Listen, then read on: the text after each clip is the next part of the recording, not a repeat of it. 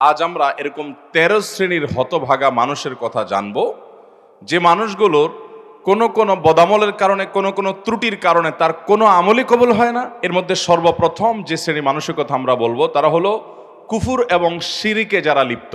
কিসে লিপ্ত? কুফুর এবং শিরকে লিপ্ত। আপনি নিজেকে মুসলমান দাবি করছেন, নামে মুসলমান, অথচ আপনার মধ্যে শিরক আছে, কুফুর আছে।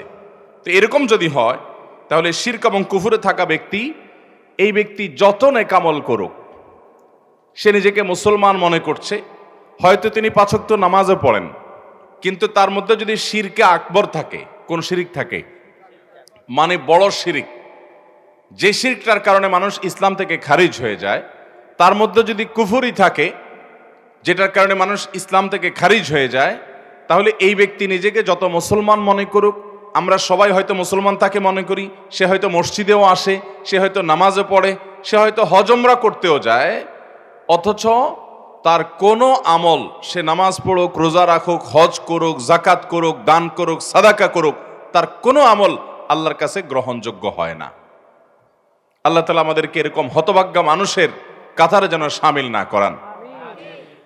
কোরআনে হাকিম আল্লাহ রাব্বুল আলামিন বলেছেন, ওমাই ইয়াকফুর বাদাল ঈমানে ফাকাদ হাবিতা আমালুহু ওয়া হুয়া ফিল আখিরাতি মিনাল খাসিরিন। যারা ঈমান আনার পর আবার কুফরি করে, ঈমান আনার পর কি করে ভাই? কুফরি মানে আল্লাহর কোনো বিধান, আল্লাহর কোনো আদেশ, আল্লাহর কোনো নিষেধ, ইসলামের স্বতঃসিদ্ধভাবে প্রমাণিত কোনো বিষয়কে যদি কেউ অস্বীকার করে, তাহলে ফাকাদ হাবিতা আমালুহু, তার সমস্ত আমল বরবাদ হয়ে যাবে, তার কোনো আমল আল্লাহর কাছে কবুল হবে না। ওয়া হুয়া ফিল আখিরাতি মিনাল খাসিরিন।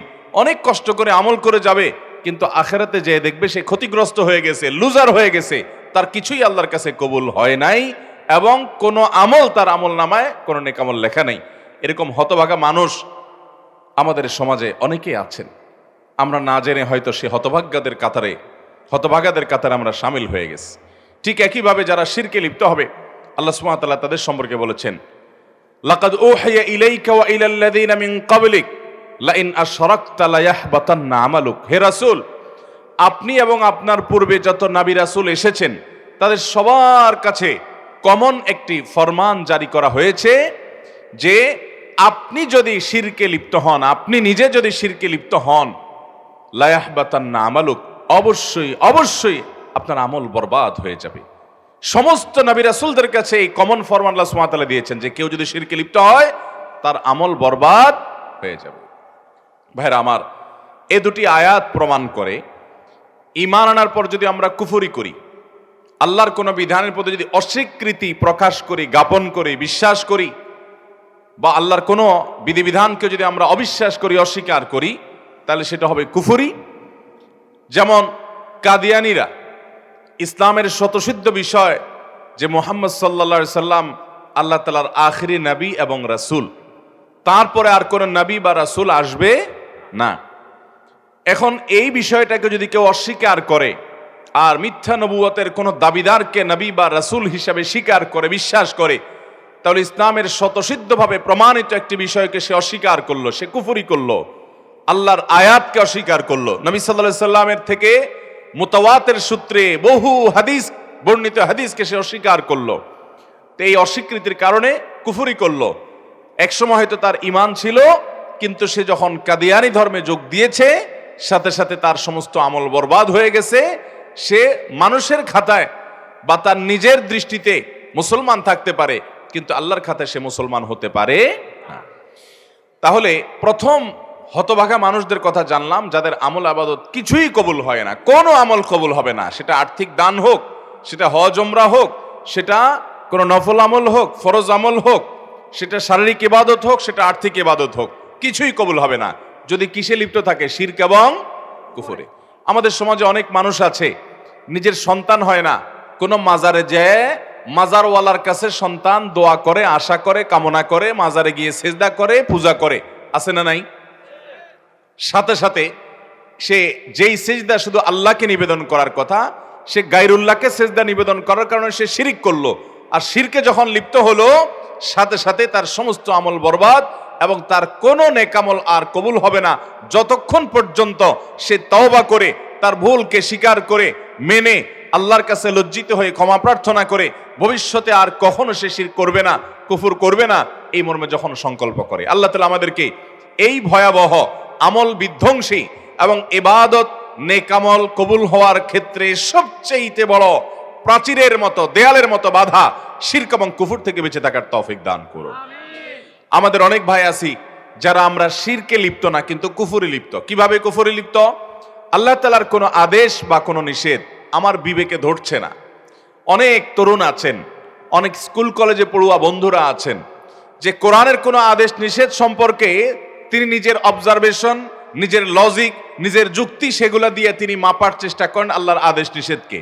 মেপে ঝুপে যখন দেখলেন যে না, আমার বিবেকে এটা ধরছে না, আমার যুক্তিতে এটা খাটছে না, তখন তিনি সে সম্পর্কে সন্দেহ পোষণ করেন। আল্লাহর আদেশ নিয়ে, আল্লাহর নিষেধ নিয়ে যদি নিজের বিবেক দিয়ে, নিজের লজিক বা যুক্তি দিয়ে আল্লাহর আদেশ নিষেধকে পরিমাপ করতে যায় কেউ, এবং তার মধ্যে সন্দেহ তৈরি হয় বা অবিশ্বাস তৈরি হয়, অন্য সব ক্ষেত্রে ইসলাম মানলেও এরকম আল্লাহ তাআলা কোনো প্রমাণিত বিষয়কে যদি কেউ অস্বীকার করে বা সন্দেহ পোষণ করে, সাথে সাথে সে কুফরিতে লিপ্ত হলো। এই লোকের আর কোনো নেক আমল কবুল হবে না। কিয়ামত যত নিকটবর্তী হবে, ভাইরা আমার, এই কুফর, শিরক গুপ্ত এবং প্রকাশ্য নানাভাবে আমাদের সমাজে অনেক বেশি বেড়ে যাবে। ঘরে ঘরে হবে, জনে জনে হবে, মসজিদে যাবে, অথচ তার অন্তরে আল্লাহর কোনো বিধানের প্রতি কুফরি আছে। সে মনে করে সুদ যে আল্লাহ হারাম করেছেন এটা এই যুগে আর চলে না, এই যুগে হারাম ছাড়া, এই সুদ ছাড়া কি আর চলে? সে মনে করে পর্দার বিধান আল্লাহ দিয়েছেন, এখন কি আর এটা চলে? নারীদেরকে কি আটকায় রাখা যায়? সে মনে করতেছে এটা নারীদের আটকায় রাখার মাধ্যম, সে মনে করছে এটা মানুষের পিছিয়ে পড়ার মাধ্যম। কারণ এই সমস্ত বিশ্বাসের কারণে সাথে সাথে তার কুফরি হয়ে যায় এবং তার ঈমান থেকে সে খারিজ হয়ে যায় এবং তার কোনো আমল কবুল হয় না। আল্লাহ তাআলা আমাদের ঈমানকে শিরক এবং কুফরের এই বিষ বাষ্প থেকে হেফাজতে রাখার তৌফিক দান করুন। একটা জানলাম। নাম্বার 2, যারা তাকদীরকে অস্বীকার করে। অনেক মানুষ আছে আমাদের সমাজে, দেখবেন আপনি যখন তাকদীরের কথা বলবেন, আপনি যখন ভাগ্যের কথা বলবেন, আপনি যখন আল্লাহর কাজা এবং ফয়সালার কথা বলবেন, যে আল্লাহর হুকুম, আল্লাহর ফয়সালা হয়েছে তাই এমনটি হয়েছে, বা আল্লাহর যা ফয়সালা হবে তাই হবে, এরকম কথা যখন বলেন, অনেক মানুষ আছে দেখবেন এমন মন্তব্য করেন যেন তিনি এই তাকদীর, এর কাজা ফয়সালা এগুলোকে মানে না। আরে রাখ তোর তাকদীর, আমারটা আমি দেখব, আমার ভাগ্য আমাকে নির্ধারণ করতে হবে। নিজের ভাগ্য নিজে নির্ধারণ করার ক্ষমতা পৃথিবীতে কারোর আছে? যদি থাকতো তাহলে পৃথিবীতে কোনো মানুষের কোনো বিপদ হতো? ভাইরা আমার, এখান থেকে বোঝা যায় যে তাকদীরকে অস্বীকার করা এটা হলো সবচেয়ে অযৌক্তিক কথা। যৌক্তিক বিষয়কে অস্বীকার করা। ঈমানের যে রোকনগুলো আছে, স্তম্ভগুলো আছে, নবী করিম সাল্লাল্লাহু আলাইহি সাল্লামকে জিবরিল, হাদিসে জিবরিলের মধ্যে বর্ণিত হয়েছে, জিবরিল এসে বলেছেন, মাল ঈমান, হে মুহাম্মদ আমাকে বলুন ঈমান কাকে বলে, ঈমানের সংজ্ঞা বলুন। তখন নবী করিম সাল্লাল্লাহু আলাইহি সাল্লাম জিবরিলের প্রশ্নের জবাবে বলেছেন, আল ঈমান আন তুমিনা বিল্লাহি ওয়া মালাইকাতিহি ওয়া কুতুবিহি ওয়া রুসুলিহি ওয়াল ইয়াউমিল আখির ওয়া আন তুমিনা বিল কদরি খাইরিহি ওয়া শাররিহি মিনাল্লাহি তাআলা। যার অর্থ হলো ঈমান হলো আল্লাহ, ফেরেশতাগণ, নবী রাসূলগণ, আসমানি কিতাবসমূহ, আখিরাতের প্রতি বিশ্বাস করা এবং বিশেষভাবে বিশ্বাস করা তাকদীরের ভালো মন্দের প্রতি। এই পয়েন্টটাকে নবী করিম সাল্লাল্লাহু আলাইহি সাল্লাম আলাদা করে উল্লেখ করেছেন, কারণ ঈমানের অন্য পয়েন্টগুলো নিয়ে এত ঝামেলা নাই। শয়তান যত বেশি মানুষের মধ্যে সংশয় সৃষ্টি করে এই শেষের ঈমানের রোকনটা নিয়ে, অর্থাৎ তাকদীরের রোকনটা নিয়ে। এই জন্য তাকদীর নিয়ে যদি কারোর মধ্যে সন্দেহ হয় অথবা তাকদীরকে যদি কেউ অস্বীকার করে, তো সে ব্যক্তি সম্পর্কে নবী করিম সাল্লাল্লাহু আলাইহি সাল্লাম বলেছেন যে তার কোনো প্রকার আমল, সে নফল আমল করুক, ফরজ আমল করুক, শারীরিক আমল করুক আর আর্থিক ইবাদত করুক, এর কোনোটা কবুল হবে না যদি সে তাকদীরকে কি করে, অস্বীকার করে। অতএব আমরা আল্লাহর তাকদীর এবং ফয়সালাকে বিশ্বাস করি কি করি না? আল্লাহর তাকদীর এবং আল্লাহর ইলম, আল্লাহর ফয়সালার বাহিরে পৃথিবীতে একটি পাতাও নড়তে পারে না এবং নড়বেও না। ভাইরা আমার, আল্লাহ রাব্বুল আলামিন সকল সৃষ্টি জগতের সৃষ্টির 50,000 বছর আগে কোন সৃষ্টির কি হবে না হবে তার পুঙ্খানুপুঙ্খ সবকিছু লিখে রেখেছেন। কত হাজার বছর পর পৃথিবীর কোন প্রান্তে কোন পাতা কোন সময় কোন দিকে নড়বে আল্লাহর ইলমে আছে না নাই? সব আছে। জুজিয়াতের ইলম, কুল্লিয়াতের ইলম, সূক্ষ্মাতি সূক্ষ্ম একেবারে ছোটখাটো ক্ষুদ্রাতি ক্ষুদ্র কোনো বিষয় যদি থাকে, তাহলে অবশ্যই আল্লাহর এলেমে সেটা মা মিন রাতবিন ওয়ালা ইয়াবিসিন ইল্লা ফি কিতাবিম মুবিন। আল্লাহর সৃষ্টি জগতে শুষ্ক আর্দ্র এমন কিছুই নাই যেটা সুস্পষ্ট কিতাবে লিপিবদ্ধ নাই। অতএব আজকের এই যুগে আমরা জানি এমন অনেক মেশিন বের হয়েছে, এমন অনেক টেকনোলজি আবিষ্কৃত হয়েছে, যেই টেকনোলজি দিয়ে আমরা জানি অনেক সূক্ষ্ম সূক্ষ্ম বিষয়কে মাপা যায়, ভূমিকম্প মাপা যায়, আবহাওয়ার গতি প্রকৃতি পরিমাপ করা যায়, অনেক সূক্ষ্ম সূক্ষ্ম বিষয় পরিমাপ করা যায়, এবং অনেক দূর থেকে শত শত মাইল দূর থেকে অনেক কিছু আন্দাজ করা যায়, পরিমাপ করা যায়। এই সবগুলো তো মানুষের মস্তিষ্ক প্রসূত আবিষ্কার এবং টেকনোলজি। এই যদি হয় আল্লাহর সৃষ্টি মানুষের ব্রেইনের দ্বারায় সম্ভব, তাহলে স্বয়ং সৃষ্টিকর্তা, যিনি মানুষের ব্রেইনের সৃষ্টিকর্তা, তার দ্বারায় এই সমস্ত জুজইয়াত, সমস্ত কুল্লিয়াত, সূক্ষ্মাতি সূক্ষ্ম বিষয়ের সকল বিষয়ের ইলম এবং নিয়ন্ত্রণ নির্ধারণ, এটা আল্লাহর দ্বারা সম্ভব নাকি সম্ভব না? ভাইরা আমার, আজকাল এমন এমন টেকনোলজি বের হয়েছে, আপনি হাতে একটা ঘড়ি পরবেন, এটা আমাদের দেশে এখন অহরহ, আপনার গ্রামাঞ্চলেও আপনি খোঁজ করলে পাবেন অনেকের কাছে, যে আমরা এমন এমন ঘড়ি বের হয়েছে, এটা পরলাম, পরে আমি সারাদিন হাঁটলাম, দিন শেষে আমি টোটাল কতশো, কত হাজার, কতটা কদম দিয়েছি, কয়বার পা ফেলেছি, কত দূর হেঁটেছি, কত কিলোমিটার, কত গজ হেঁটেছি, তার সকল কিছু আমি যা যা করেছি সকল আমল নামা ওই ঘড়ি বলে দেয়। আছে না নাই? এগুলো মানুষ বানাইছে। মানুষের বিবেক, ব্রেন দিয়ে যদি এরকম আমার সারা দিনে সারা মাসে আমি কত কদম দিলাম, কত পা ফেললাম, কত কিলোমিটার হাঁটা হলো, কত দূর যাওয়া হলো, কত দূর প্রেসার দেওয়া হলো, কি হলো কি না হলো, আমার সব কিছু যদি রিপোর্ট এই ঘড়ি দিতে পারে, তাহলে এই ঘড়ি যে মানুষ বানাইছে, সে মানুষকে যে আল্লাহ বানাইছেন, সে আল্লাহ রাব্বুল আলামিন তার সৃষ্টি জগতের কোথায় কি হবে না হবে তার সব কিছু, তার নির্ধারণ এবং তার ইলম, তার নখদর্পণ, তার আয়ত্ত, তার নলেজ, এটা তার থাকা সম্ভব কি সম্ভব না? এবং শুধু সম্ভব নয়, এটাই যৌক্তিক যে এটা তার থাকবে, না হলে তিনি আল্লাহ, তিনি আহকামুল হাকিমিন, তিনি কাদির, সবকিছু করতে সক্ষম, এই গুণবাচক নামগুলো তার কেন থাকবে? অতএব একজন ইমানদার তাকদীরের প্রতি বিশ্বাস রাখবে যে এটা আল্লাহ তাআলা নির্ধারণ। আমাদের ভালো কিছু অর্জন হলে সেটাও আল্লাহ জানতেন, আল্লাহ নির্ধারণ ছিল, আর যদি আমাদের কোনো ক্ষতি স্পর্শ করে সেটাও আল্লাহ জানতেন, আল্লাহর নির্ধারণ ছিল। বিদাত তাকদীরকে যদি কেউ অস্বীকার করে তার ঈমান থাকবে? তাকদীরকে অস্বীকার করার ফলে আলাদা করে নবী করিম সাল্লাল্লাহু আলাইহি ওয়াসাল্লামের হাদিসে বলেছেন, যদি কেউ তাকদীরকে অস্বীকার করে তাহলে তা লা ইউকবালু মিনহু সরফুন ওয়ালা আদলুন, তার কোনো কিছু কবুল হবে না। এরপরে 3 নম্বর যার আমল ইবাদত কবুল হবে না, সে হলো আকুল ওয়ালিদাইন, মা বাবার নাফরমান।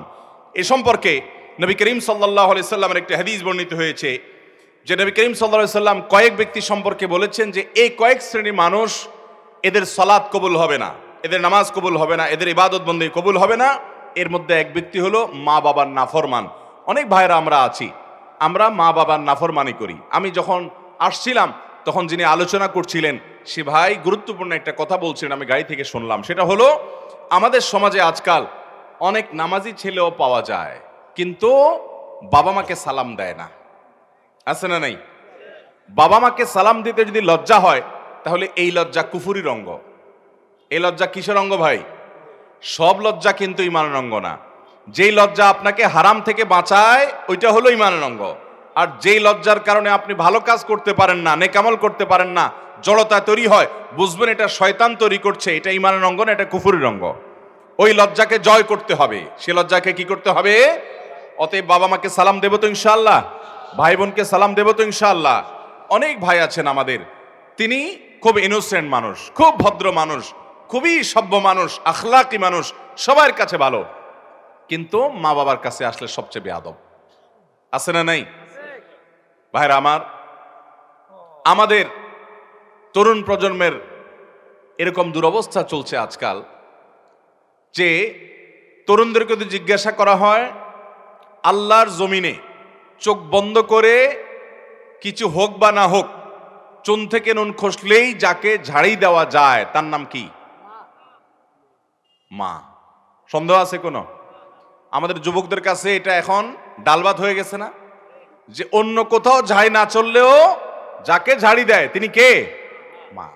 আহা, যে লোকটাকে সবচেয়ে বেশি শ্রদ্ধা করার কথা, যে লোকটা তার কোনো প্রকার কষ্ট হতে পারে এমন কোন শব্দ পর্যন্ত উচ্চারণ করা নিষিদ্ধ, সে লোকটার সামনে সবচেয়ে বেশি দুর্ব্যবহার।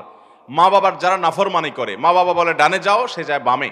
মা বাবা যদি কোনো নির্দেশ করেন এবং সেই নির্দেশ যদি আল্লাহর কোনো নির্দেশের খেলাফ না হয় সরাসরি, তাহলে সেই নির্দেশ মানার সন্তানের জন্য ওয়াজিব। সেটা সন্তানের জন্য মানা কি? আবশ্যক। সেটা না মানলে আপনি গুনাহগার হবেন। অনেক ভাই আছেন অন্য সব দিক থেকে ভালো, কিন্তু মা বাবার কথা মানেন না, মা বাবার নাফরমানি করেন, মা বাবার বেয়াদবি করেন। আব্দুল্লাহ ইবনে আব্বাস রাদিয়াল্লাহু তাআলা বলেছেন, তুমি তোমার বাবার সামনে জামা ঝাড়া দিয়েছো, এরকম করে জামা ঝাড়া দিয়েছো, ঝাড়া দিয়ে শুধু ধুলা পরিষ্কার করছো, তুমি বেয়াদবের খাতায় নাম লেখাইছো। কারণ তোমার এটা বাবা মার নাফরমানি, হুকুকুল ওয়ালিদাইনের অন্তর্ভুক্ত। ভাইরা আমার, আমাদের শরীরের চামড়া দিয়ে যদি আমরা বাবা মাকে জুতো বানাই দেই, আল্লাহর কসম তারপরও তাদের ঋণ শোধ হবে না।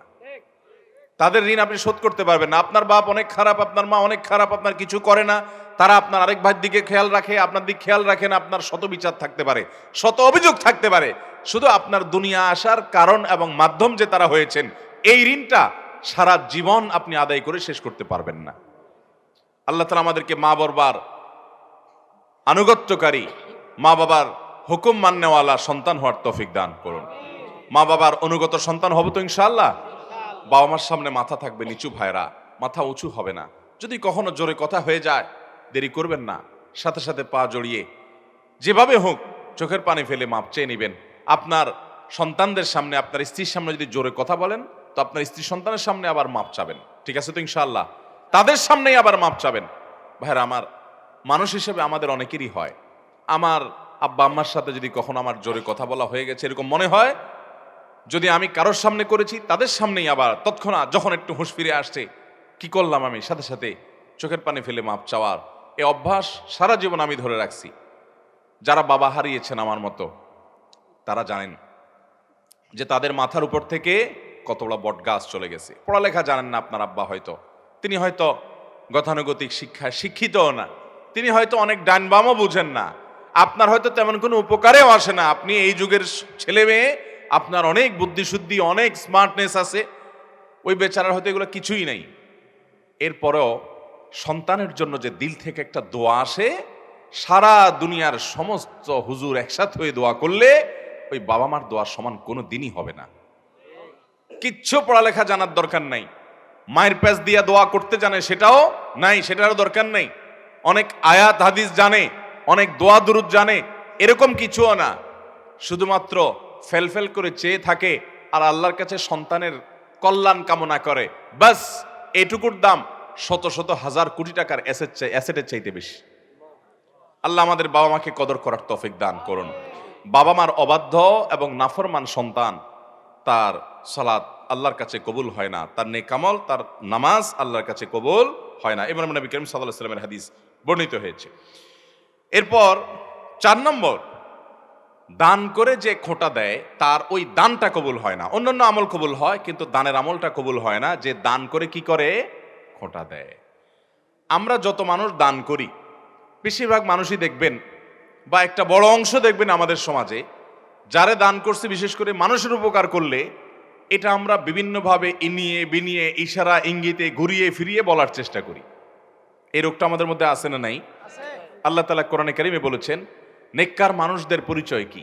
সূরা দাহরের ভিতরে আবরার, মুত্তাকি, জান্নাতি মানুষের বৈশিষ্ট্য, তাদের গুণ, তাদের সিফাত উল্লেখ করতে গিয়ে আল্লাহ বলেছেন ওয়ায়ুতঈমুনা আত-তাআমা আলা হুব্বিহি মিসকিনাও ওয়া ইয়াতীমাও ওয়া আসীরা।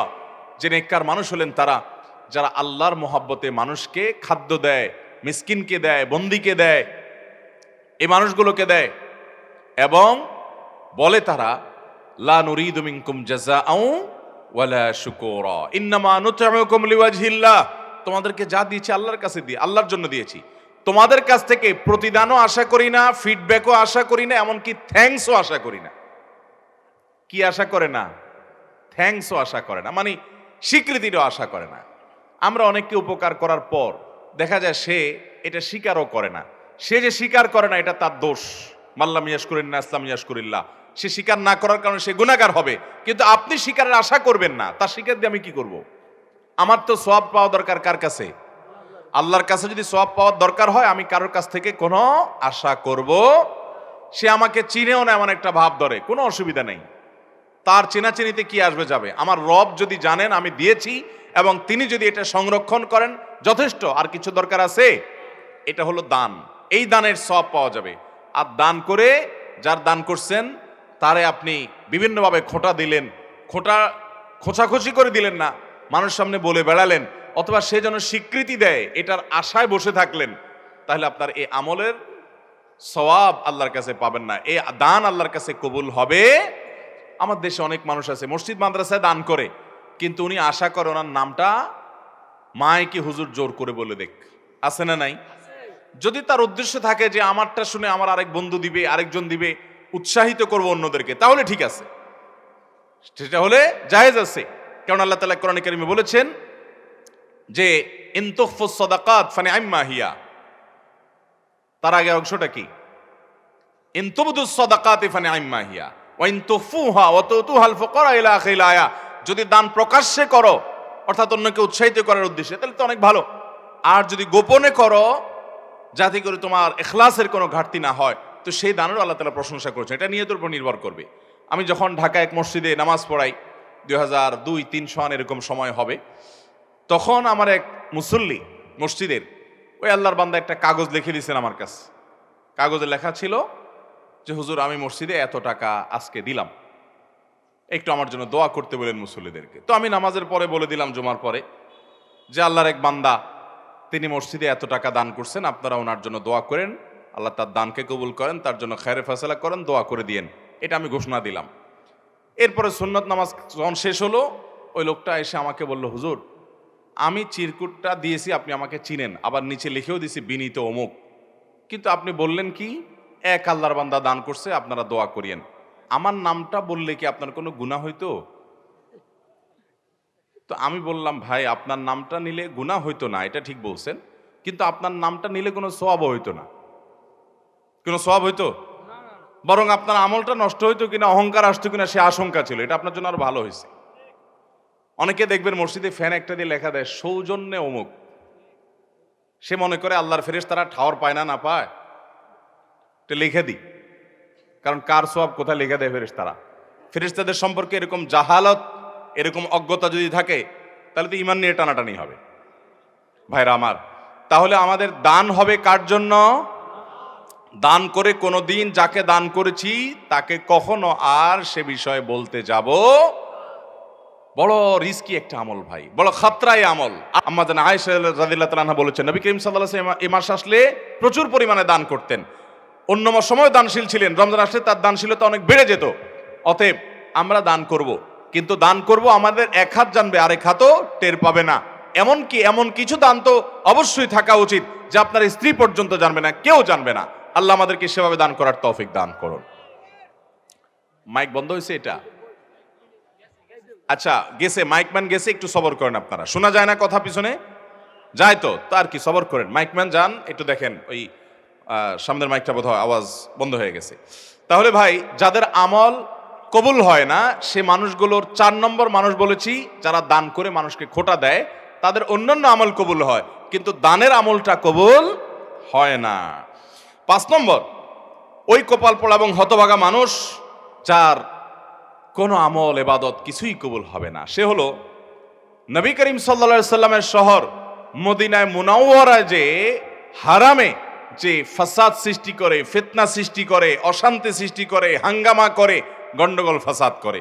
নবী করিম সাল্লাল্লাহু আলাইহি সাল্লামের হাদিস বর্ণিত হয়েছে বিষয়ে সহিহ বুখারীতে, তিনি বলেছেন, এই মদিনা মান আহদাসা ফিহি হাদাসান, এখানে যে ব্যক্তি কোনো দুর্ঘটনা ঘটাবে, আও আওয়া মুহদিসান, অথবা এই মদিনায় কোনো দুর্ঘটনাকারীকে যে ব্যক্তি আশ্রয় দান করবে, ফাআলাইহি লাআনাতুল্লাহ ওয়াল মালাইকাতি ওয়ান নাসি আজমাইন, ওই ব্যক্তির উপর আল্লাহর লানত, ফেরেশতাদের লানত, সমস্ত মানুষের লানত বর্ষিত হয়।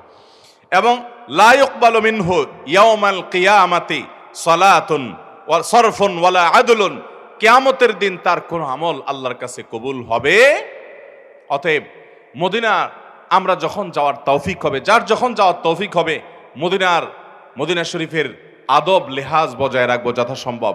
সেখানে যেন কোনো বেয়াদবি না হয়, আমার দ্বারা যেন কোনো অশান্তি, কোনো ব্যত্যয় সৃষ্টি না হয়। আল্লাহ আমাদের সবাইকে সেই তৌফিক দান করুন।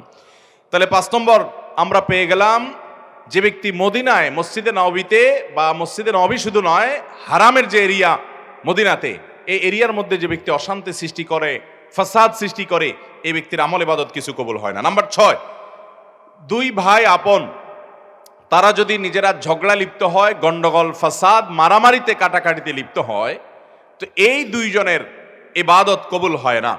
নবী করিম সাল্লাল্লাহু আলাইহি ওয়াসাল্লাম বলেছেন, সালাসাতুন লা তুরফাউ সালাতুহুম ফাওকা রুউসিহিম, 3 ব্যক্তি আছে যাদের নামাজ তাদের মাথার উপরে ওঠে না, অর্থাৎ আল্লাহর কাছে পৌঁছে না, কবুল হয় না।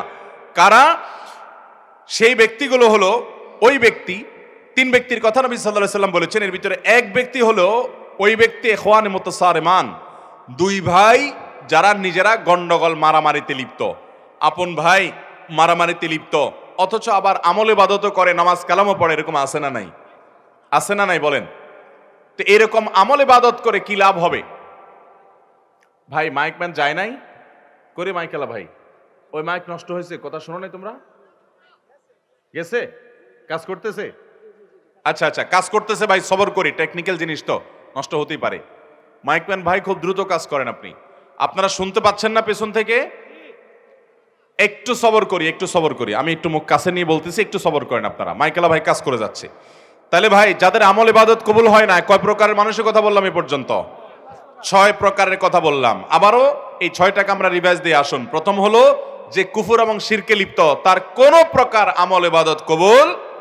দ্বিতীয় হলো যে তাকদীরকে, ভাগ্যকে অস্বীকার করে, তারও কোনো আমল ইবাদত কবুল। 3 নম্বর হলো মা বাবার অবাধ্য সন্তান, তার আমল কবুল, বিশেষ করে সালাত কবুল হয় না। 4 নম্বর হলো যে ব্যক্তি দান করে খোঁটা দেয়, যাকে দান করছে তাকে আবার খোঁটা দেয় অথবা বলে বেড়ায়, এই ব্যক্তি দান করে যে বলে বেড়ালো এই জন্য, বা খোঁটা বেড়ালো, দিয়ে বেড়ালো, বা এহসান জিতলাইলো, এই জন্য তার ওই দানের আমলটার কোনো সওয়াব সে আল্লাহর কাছে পাবে।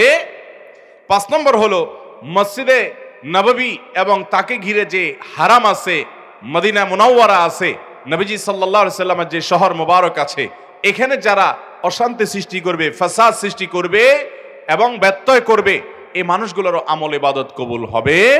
এই জন্য মদিনায় আমরা যখন যাব, খুব আদব লেহাজ বজায় রাখার চেষ্টা করব। নাম্বার 6, 2 আপন ভাই যদি মারামারিতে লিপ্ত হয়, তাদের সালাত তাদের মাথার উপরে উঠে না। নামাজের কথা এখানে শুধু বলা হয়েছে, তাদের নামাজ কবুল হয় না, অন্যগুলো কবুল হতে পারে।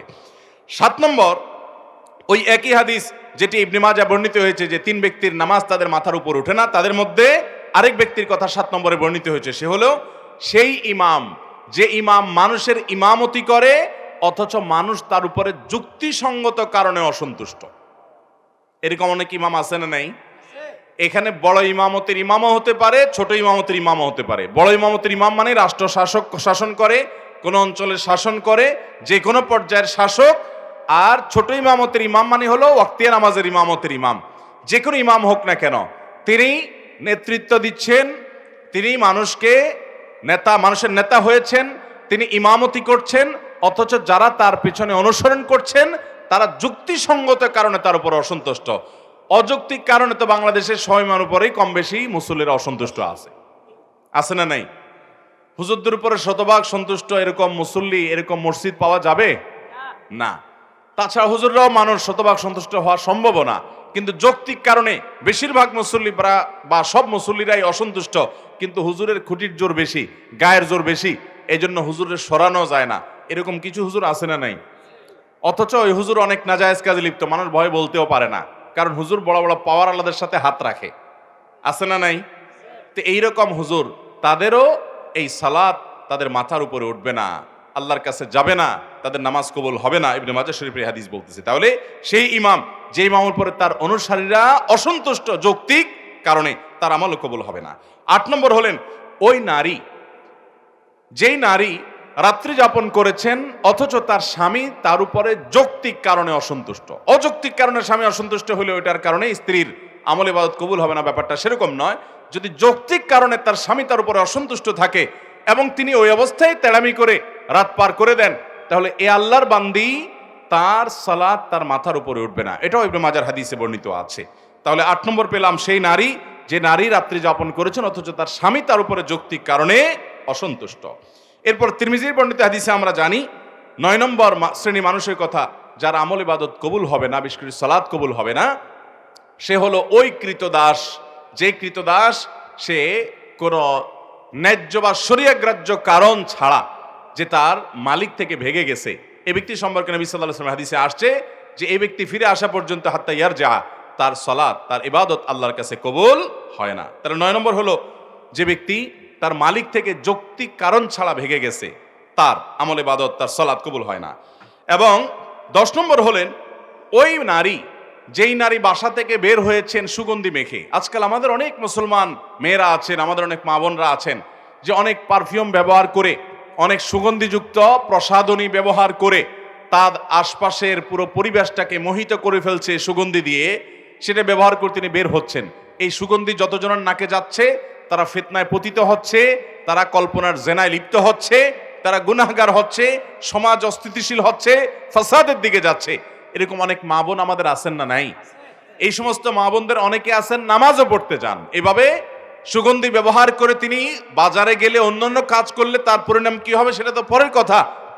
আপনি শুধু এটা চিন্তা করুন যে নবী করিম সাল্লাল্লাহু আলাইহি সাল্লাম এইরকম সুগন্ধি ব্যবহার করে কোন নারী যদি মসজিদে পর্যন্ত যায়, তার সম্পর্কে পর্যন্ত নবী সাল্লাল্লাহু আলাইহি সাল্লাম বলেছেন যে তার সালাত কবুল হবে না। তিনি মসজিদে গিয়ে নামাজ পড়লে সে নামাজ কবুল হবে না যতক্ষণ পর্যন্ত বাসায় ফিরে এসে গোসল করে তার শরীরে সে সুগন্ধি ধুয়ে মুছে পরিষ্কার করে নামাজ আদায় না করবেন। এর মানে কিন্তু এই না যে একজন নারী সুগন্ধি ব্যবহার করতে পারবেন না, 100 বার ব্যবহার করবেন। তিনি তার বাসায় সুগন্ধি ব্যবহার করবেন, নিজের লোকদের মধ্যে তিনি সুগন্ধি ব্যবহার করবেন, গায়রে মাহরাম কারোর কাছে তার সুগন্ধির ঘ্রাণ যেন না যায় সেটা তিনি হতে দিবেন না। দেখুন, এটা কিন্তু একজন মুসলিম নারীর আত্মসম্মান বোধের ব্যাপার। এই যে ইসলাম আমাদেরকে পর্দার কথা বলেছে, এই যে সুগন্ধের নিয়ন্ত্রণ, এটাও পর্দার কারণে। এই যে তাদের কণ্ঠকে আল্লাহ তাআলা কোমল করতে নিষেধ করেছেন তাদের সাথে কথা বলার সময়, এটাও পর্দার প্রয়োজনে। কেন? কারণ মুসলমান নারী অতি সম্ভ্রান্ত, তার ইজ্জত এবং সম্মানের মূল্য অনেক বেশি। রাস্তার মানুষ তাকে নিয়ে বাজে চিন্তা করবে, এটা কোনো আত্মসম্মান বোধ সম্পন্ন কোনো নারী সেটা হতে দিতে পারে? যে তার সৌন্দর্য দেখে তার শরীর নিয়ে তাকে নিয়ে নানান নোংরা চিন্তা করবে অসুস্থ মনের মানুষগুলো, এটা কোনো মুসলমান নারী হতে দিতে পারে? এই জন্য আল্লাহ তাআলা পর্দার বিধান দিয়ে বলেছেন যালিকা আদনা আন ইউরাফনা। এটা এই জন্য দেওয়া হয়েছে যাতে চেনা যায় পর্দা দেখে যে এরা বাজারে মহিলা না, এরা সেই মহিলা যাদের মধ্যে সম্ভ্রম আছে, সম্ভ্রম এবং ইজ্জত রক্ষা করার গরজ আছে, যাদের আত্মসম্মান বোধ আছে। এরকম আত্মসম্মান বোধ সম্পন্ন নারী তারা নিজেদের ইজ্জতকে রাস্তা রাস্তায় বিলায় বেড়ায় না, মানুষকে নিয়ে তাকে নিয়ে মানুষকে জল্পনা কল্পনার সুযোগ দেয় না। অতএব এইটার প্রয়োজনে একজন নারী তিনি সুগন্ধি ব্যবহার করবেন, তার নিজের আলোয় নিজের বলয়ে তিনি বাহিরে যখন যাবেন পরপুরুষকে আকৃষ্ট করার উদ্দেশ্যে তিনি সেটা করবেন না। হালকা পাতলা যদি থাকে যার ফলে অন্য পুরুষের নাক পর্যন্ত না যায় বা আশপাশটা মোহিত হয়ে যাওয়ার মতো না হয়, তাহলে সেটুকু জায়েজ হতে পারে। যাই হোক, তাহলে 10 নম্বর হলেন সেই নারী যেই নারী মসজিদে নামাজ পড়তে গেছে অথচ এইভাবে গেছে। দেখেন, নামাজ পড়তে গেলেও যদি বেপর্দাভাবে যায়, বেশরিয়তি ভাবে যায়, সেটাও কিন্তু আল্লাহর কাছে সওয়াবের কারণ হবে না, সে নামাজ কবুল হবে না। 11 নম্বর, ওই ব্যক্তি যে ব্যক্তি দান করে কিন্তু সে দানটা হারাম টাকা থেকে দান করে। এরকম লোক আমাদের দেশে আছে না নাই? অভাব নাই। মসজিদ মাদ্রাসা ওয়াজ মাহফিলে টাকা দেনেওয়ালা মানুষ হারাম টাকা যারা উপার্জন করে, এদের টাকাগুলো যদি নেওয়া বন্ধ করতো তাহলে মাহফিলগুলোর এত আলো ঝলমল লাইটও থাকতো না। মসজিদ মাদ্রাসা ওয়াজ মাহফিল আমরা যারা করি, এর পরিচালনার সাথে যারা জড়িত, এদের মধ্যে খুব অল্প সংখ্যক মানুষ আছে যে ইসলামটাকে ভালো করে বুঝছে, যার কারণে না বুঝার কারণে তারা মসজিদটাকে চকচকা ফকফকা করার জন্য যে টাকা দেয় হুমড়ি খেয়ে নেয়। অথচ আপনারা যারা মক্কায় গেছেন তারা জানেন, আর ইউটিউবের মাধ্যমে বিভিন্ন ভিডিওর মাধ্যমে আপনারা যারা দেখেছেন তারাও জানেন যে মক্কা মসজিদে হারামের পাশে বুক পরিমাণ একটা ওয়াল দিয়ে রাউন্ড দেওয়া আছে। খেয়াল করছেন কখনো? এটাকে বলা হয় হাতিমে কাবা। এটা কাবার এরিয়া। ইব্রাহিম আলাইহিস সালাম যে কাবা পুনর্নির্মাণ করেছিলেন, এই জায়গাটা কাবার ভিতরে ছিল। এই যে কালো গিলাপে মোড়ানো আল্লাহর ঘর মসজিদ, এটার মধ্যে ওইটাও ছিল। কিন্তু নবী করিম সাল্লাল্লাহু আলাইহি সাল্লামের দাদা আব্দুল মুত্তালিব নবী সাল্লাল্লাহু আলাইহি সাল্লাম যখন ছোট ছিলেন তখন উনি এই কাবা যখন ভেঙে পড়ে পুরান হয়ে গেছে তখন এটার ভবনকে সংস্কার করে পুনর্নির্মাণ করার উদ্যোগ নিলেন উনি একা না, কুরাইশের সব নেতারা মিলে। এটা যখন উদ্যোগ নেওয়া হলো তারা ঘোষণা দিলেন, দেখেন তারা মুশরিক ছিলেন কিন্তু তাদের চিন্তা চেতনা কত শুদ্ধ ছিল এই ক্ষেত্রে যে তারাও এটা বুঝতেন যে আল্লাহর ঘরে হারাম টাকা ঢোকানো উচিত না। এই জন্য তারা ঘোষণা দিলেন, আমরা এই বাইতুল্লাহ পুনর্নির্মাণ করব, এটার জন্য ফান্ড কালেকশন করছি, যারা যা পারেন টাকা দেন, কিন্তু যে হারাম টাকা উপার্জন করেন তার টাকা আমরা নেব না। সমাজে কে হালাল টাকা উপার্জন করে, কে হারাম টাকা উপার্জন করে, সমাজের লোকজন কম বেশি জানে কি জানে না? আর হালাল টাকা সব যুগে বেশি থাকে না হারাম বেশি থাকে? তো হারাম বেশি থাকে, সেজন্য হারাম টাকা নেই নাই, আর যেহেতু নেই নাই অতএব টাকার অভাব দেখা দিছে। তখন এই বাইতুল্লাহ নির্মাণের সময় নবী করিম সাল্লাল্লাহু আলাইহি সাল্লামের শৈশবে তার দাদা আব্দুল মুত্তালিব সহ অন্যদের নেতৃত্বে যখন এটা হয়েছে তখন এই কাবা টাকার অভাবে এই হাতিম, যেটাকে এখন দেখেন ওয়াল বুক পরিমাণ ওয়াল ঘেরাও দেওয়া আছে, এই অংশটাকে কাবার ভিতরে বিল্ডিং করার টাকা ছিল না, সেই অভাবে এটাকে বারান্দার মতো বাহির করে রাখছে। আজও পর্যন্ত সেটা সেভাবে আছে, এখন টাকার অভাব নাই কিন্তু ওইটাতে আর কেউ হাত দেয় নাই। সেটা যেন আমাদের শিক্ষা দেয় যে আমরা আল্লাহর ঘরে ধর্মীয় কাজে ভালো কাজে হারামখোরদের হারাম টাকা না নেই। চেষ্টা করব তো ইনশাআল্লাহ। আমাদের আসুন্নাহ ফাউন্ডেশনে মেম্বারশিপ নেয়ার জন্য যারা এককালীন 1 লক্ষ টাকা দিয়ে মেম্বারশিপ নেন, ওখানে আমাদের লেখা আছে যে হালাল টাকা থেকে দিতে হবে, মাস্ট। আমরা হারাম টাকা থেকে আপনাকে এই দান কবুল করব না। হারাম টাকা দান করবেন, গরিব দুঃখীকে দান করবেন সওয়াবের নিয়ত করা ছাড়া, যদি মালিককে দিতে না পারেন সেটা আরেক বিষয়।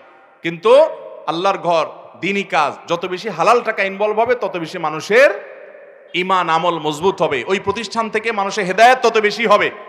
আমাকে একবার কোথা জানে প্রশ্ন করেছে যে ইমাম সাহেব 7 দিন 7 বাড়িতে খানা খায়, সারা বাংলাদেশেই কম বেশি এরকম কালচার আছে যে ইমাম সাহেব 7 দিন 7 বাড়িতে খানা খায়, আর পয়সা আলা বাড়িগুলা বাইসে বাইসে কমিটির লোকেরা ঠিক করে, ঠিক না ঠিক? এখন পয়সা আলা বাসুক তাতে দোষ নাই, পয়সা আলা হলে তো আর খারাপ না, কিন্তু হালাল হারাম যদি বাস বিচার না করে শুধু পয়সা দেখেই প্রত্যেকের বাড়িতে টিফিন বাটি পাঠায় দেয় আর হুজুরও খুব মোসে তাও দিয়ে খাইতে থাকে, তাহলে প্রশ্ন আসছে যে এই হুজুরের পিছনে নামাজ পড়লে নামাজ হবে কিনা? কারণ হুজুর তো হালাল হারাম বাস বিচার নাই, সবই ঢুকতেছে ভিতরে, আর হারাম দেহ এটা দিয়ে দোয়া করলেও দোয়া কবুল হবে না, পরিষ্কার হাদিসে বলা আছে। জটিল প্রশ্ন। অতএব ভাইরা আমার, আমরা দ্বীনি প্রতিষ্ঠান যারা পরিচালনা করব, ইনভলভ হব, চাকচিক্য একটু কম করব, তারপর হালাল টাকাকে প্রায়োরিটি দিব, ঠিক আছে তো ইনশাআল্লাহ? আল্লাহ আমাদেরকে তৌফিক দান করুন। তাহলে যারা হারাম টাকা দান করে তাদের সেই দান আল্লাহ কবুল করবেন, কারণ নবী করিম সাল্লাল্লাহু আলাইহি সাল্লাম বলেছেন ওয়ালা সাদাকাতা মিন গুলুল, আপনি অবৈধ উপার্জন করেছেন সেই টাকা দিয়ে যদি দান করেন সে দান কবুল হবে না। এখানে গুলুলের মানে হলো গনিমত বা যুদ্ধলব্ধ সম্পদ যদি আত্মসাৎ করে চুরি করে দান করে সেটা কবুল হবে না, অর্থাৎ এটা জাতির সম্পদ। ঠিক একইভাবে রাষ্ট্রের সম্পদ, জনগণের সম্পদ, জাতির সম্পদ চুরি করে, আপনার গম চুরি, টিন চুরি, বিভিন্ন জিনিস চুরি করে লাখপতি কোটিপতি হয়ে এরপরে যদি আপনি দান দক্ষিণা করেন 2 পয়সার কোনো মূল্য আল্লাহর কাছে পাবেন না। নবী করিম সাল্লাল্লাহু আলাইহি সাল্লাম পরিষ্কারভাবে বলেছেন যে ওয়ালা সাদাকাতা মিন গুলুল, এই মানুষের জাতীয় সম্পদ আত্মসাৎ করে চুরি করে আপনি সাদকা করেন, সেই সাদকা কবুল হবে না। তাহলে আমরা 11 নম্বর কপাল পড়ার কথা জানলাম, যেই কপাল পড়ার দান তার আমল কবুল হবে না, সে হলো হারাম টাকা দান করে। আরেক হাদিসে আসছে নবী করিম সাল্লাল্লাহু আলাইহি সাল্লাম বলেছেন ইন্নাল্লাহা তাইয়্যিবুন লা ইয়াকবালু ইল্লা তাইয়্যিবা, আল্লাহ তাআলা পবিত্র, তিনি পবিত্র ছাড়া, হালাল ছাড়া আর কিছু দান করলে সেটা কবুল করবেন না। তাহলে হাদিস থেকে বোঝা গেল যে হারাম দান সেটা কবুল হবে না। তাহলে যার আমল অর্থাৎ দান কবুল হবে না, অন্য আমল কবুল হতে পারে, সে ব্যক্তি হলো যে হারাম টাকা দান করে। এটা হলো 11 নম্বর। 12 নম্বর হলো ওই মুসল্লি, ওই নামাজি, যে নামাজি ব্যক্তি নামাজ পড়ে পবিত্রতা ঠিক ঠিকানা নাই, পবিত্রতা ঠিক মতো করে না, সুন্দরভাবে করে না। বিশেষ করে শীতের সময় আসলে দেখবেন আমাদের অনেক ভাই আছেন নামাজের জন্য অজু করেন, কিন্তু অজু এত তাড়াহুড়ো করে করেন যে কোনোর এখানে শুকনা থাকে, গোড়ালির ওখানে শুকনা থাকে, আঙ্গুলের চিপায় শুকনা থাকে, কানের লতির এখানে শুকনা থাকে, আসেনি নাই?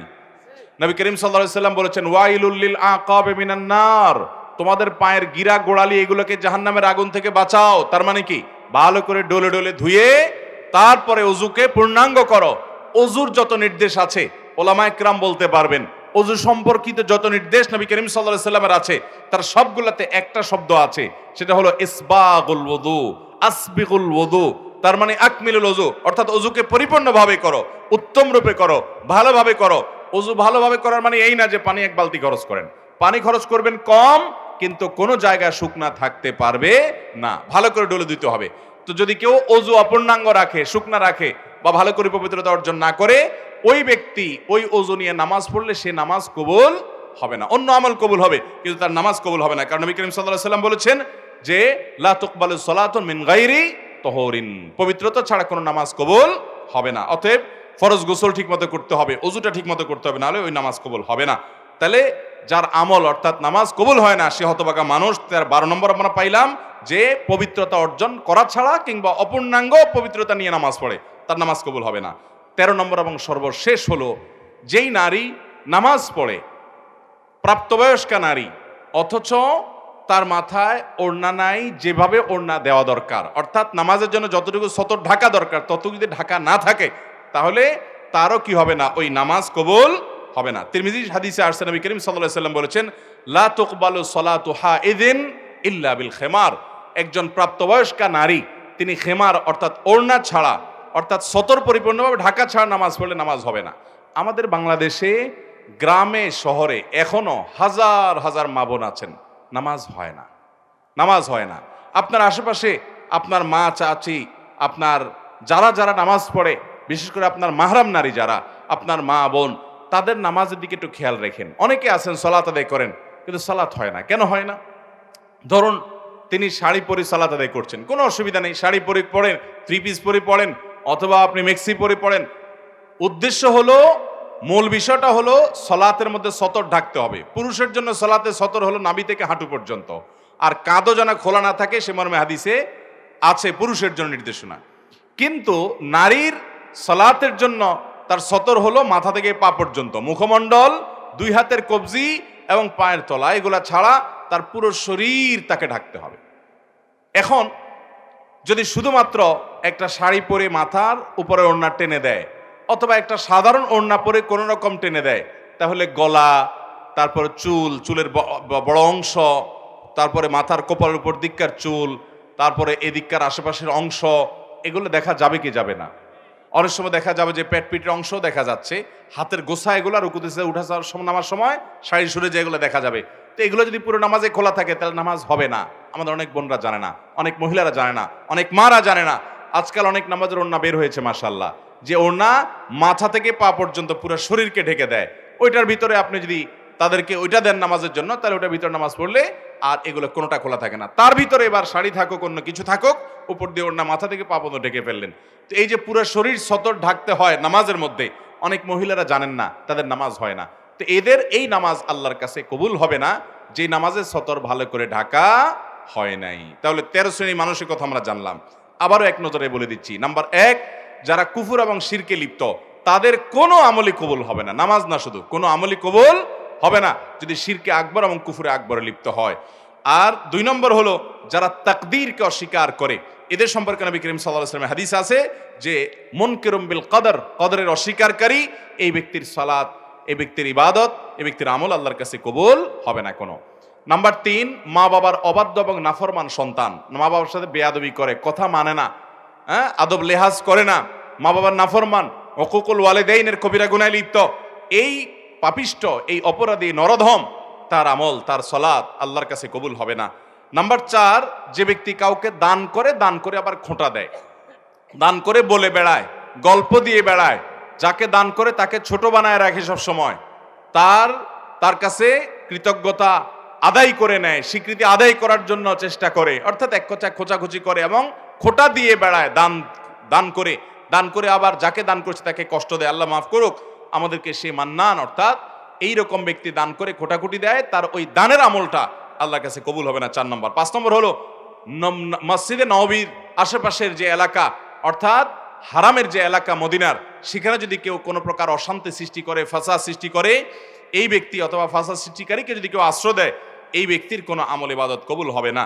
6 নম্বর হলো 2 ভাই আপন, যদি তারা নিজেরা গন্ডগোলে লিপ্ত হয়। হতে পারে কোনো বিষয় মনোমালিন্য নয়, কিন্তু আপনি মারামারি কাটাকাটি করবেন এবং ঝগড়া ফাসাদ জীবনভর করে থাকবেন, এটা কখনো ভালো মুসলমানের চরিত্র হতে পারে না।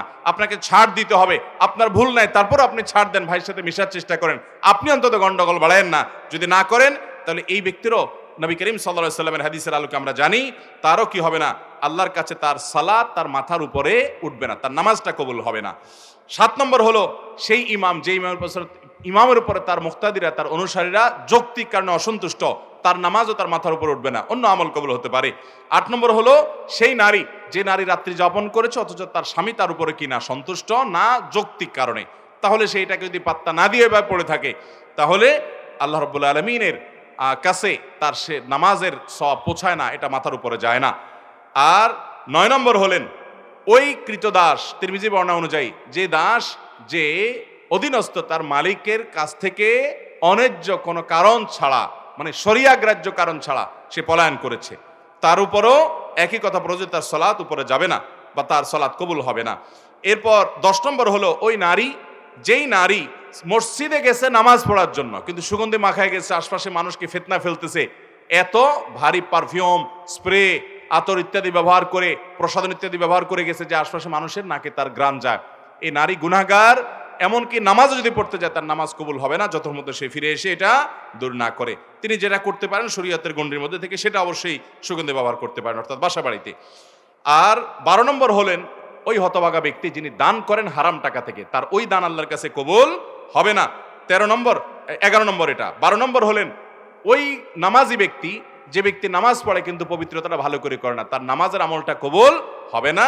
আর 13 নম্বর হলেন ওই নারী যে নারী প্রাপ্তবয়স্কা অথচ ওই যে সতরটা ঠিক মতো ঢাকেন না, তার নামাজও কবুল হবে।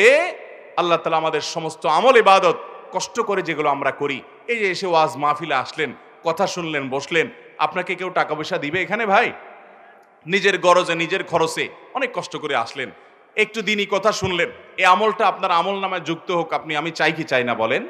তাহলে এই 13 প্রকার হতভাগাদের কোনোটার মধ্যে যেন আমরা সামিল না হই, আমার মধ্যে যেন এই 13টার কোনোটা গুনাহ যেন না থাকে, আমরা সেই চেষ্টা করব তো ইনশাআল্লাহ।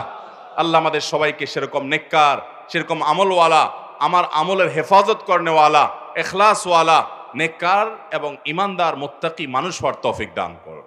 সবাই চেষ্টা করব তো ইনশাআল্লাহ। তার কোনো মূল্য এক সিকি পরিমাণ কোনো মূল্য নাই। অতএব আল্লাহর কাছে আমল যেন কবুল হয় তার জন্য আমাদের চেষ্টা থাকবে তো ইনশাআল্লাহ। আমল কবুলের জন্য ওই যে ইখলাসটা অনেক বড় ব্যাপার, আমাদের নিয়তটা থাকতে হবে খালেস, পদ্ধতিটা থাকতে হবে শুদ্ধ। শুদ্ধ যদি পদ্ধতি হয় আর নিয়ত খাঁটি হয় আল্লাহর কাছে আমল কবুল হবে। আপনার নিয়তটা খাঁটি, পদ্ধতিটা বেদাতের, সেটা কবুল হবে। পদ্ধতি হইতে হবে সুন্নাহ সম্মত আর নিয়তটা হইতে হবে শুধু আল্লাহকে খুশি করা। তাহলে এই দুইটা জিনিস যদি একসঙ্গে পাওয়া যায় তাহলে আমল অল্প করেন কিন্তু সেটার সওয়াব, সেটার আজর আপনার আমল নামায় জমা হয়ে যাবে। কিয়ামতের ময়দানে আপনি সেটা দেখবেন, মান আমিলা সালিহান ফালিনাফসি, যে একটু আমল করবে এই যে শর্ত পূরণ করে সুন্নাহ অনুযায়ী, বেদাত মতো না, নিয়তকে খাঁটি করে সে এটার সওয়াব পাবে। আর যদি কেউ গুনাহে লিপ্ত হয় ফালাইহা, তাহলে তার বোঝাও তাকে বহন করতে হবে। আল্লাহ তাআলা আমাদের সবাইকে দুনিয়া থেকে নেককার, মুখলেস, ইমানদার, আমাদের নেকামলকে আমল নামায় পরিপূর্ণ করে নিয়ে যাওয়ার তৌফিক দান করুন এবং সকল বদামল থেকে, বদনিয়াত থেকে, গুনাহ থেকে, এই যে আমল নষ্টকারী, আমল কবুল হওয়ার পথে বাধা হয়, প্রতিবন্ধক হয়, এমন সকল পাপাচার থেকে আমাকে আপনাকে আমাদের রব আরশ আজিমের মালিক, আমাদের খালেক, আমাদের আল্লাহ, তিনি আমাদের সবাইকে হেফাজত থাকার তৌফিক দান করুন। জাযাকুমুল্লাহু খায়রা ওয়া আখিরু দাওয়ানা।